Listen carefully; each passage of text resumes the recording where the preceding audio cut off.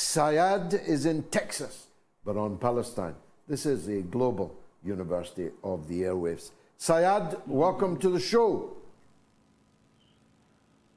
George, this is such a great honor. Thank you so much. Welcome, brother.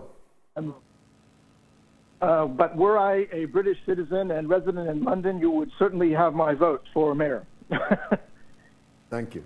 Thank you. Thank you so much. Absolutely. There's a few things I'd like to say.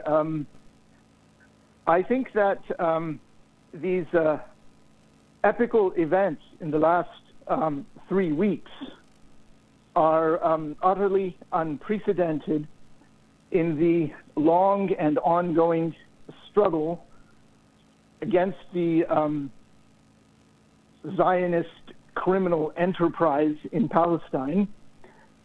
And I think the recent announcement, and there was one before that, I have in mind the announcement or the statement made by Bibi Netanyahu, in which he quoted from, and you read the full quote from the Hebrew biblical text of Samuel, and then prior to that there was one from Isaiah.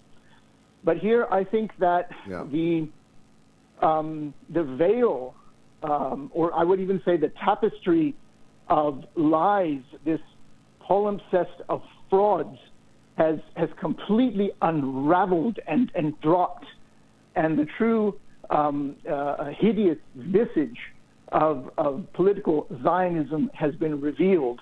Because the kind of reactions we're seeing around the world, the demonstrations we're seeing, I mean, I've been to your wonderful city of London many times, and when I saw the footage, I could not believe my eyes. I think the only comparable scene I have seen in my life, in my living memory, is I used to live in Cairo, but what happened in the so-called Arab Spring, that didn't really work out very well, but that's another topic. When they all gathered in Tahrir Square, I haven't seen anything like this. But I think something else has been revealed. So one, the ugly, the hideous visage of Zionism, but I think also it's often said that, well, Zionism is a political ideology, we're opposed to Zionism, but I think that there is a very deep connection with the teachings of, or a certain strand at least, in Judaism, Orthodox Judaism, and also the Talmud, and I think that has come out. But moreover, even more than that, the hypocrisy of the West, I'm going to be very direct here, has also been revealed for the entire world to see. Because it's not just a double standard. The Quranic term would be nifaq, it's hypocrisy.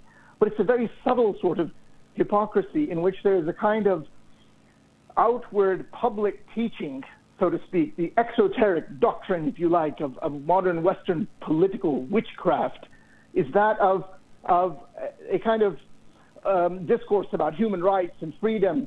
And every time, I mean, when you see these idiots like Piers Morgan and others, well, oh, do you condemn Hamas? And there's this valorization of meekness, of this notion of that everyone needs to be nonviolent. And at the same time, the esoteric doctrine, the inner teaching of Western political witchcraft, as I like to call it, is one of complete brutality, a Machiavellian doctrine, a kind of realpolitik, to use the German term. And I think that has been completely exposed to the whole world now.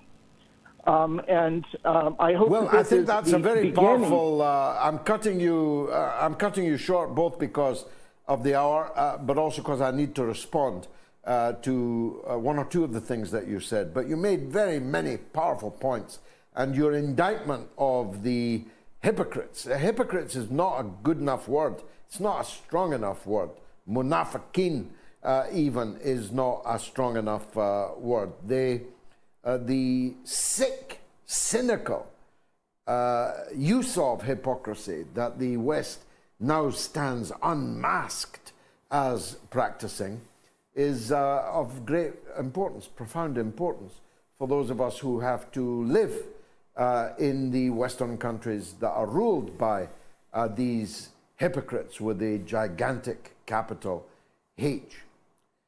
On the question of Judaism, I reject what you said. First of all, a very large number of Jewish people are culturally Jewish, not religiously Jewish. I know many of them. Many of them are friends of mine. They don't go to the synagogue. They don't really observe the Shabbat. They don't really observe any but the most important high days and holy days.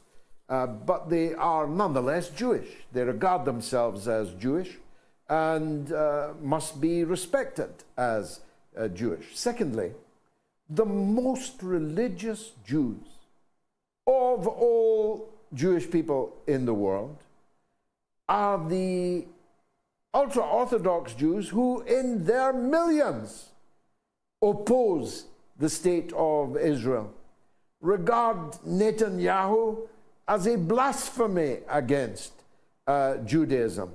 And they're on the march. They're on the Brooklyn Bridge right now.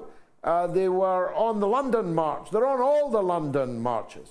You can find them. They're communities in Mia Sharim, in Jerusalem, in Stamford Hill, in London. You can meet them everywhere in the world.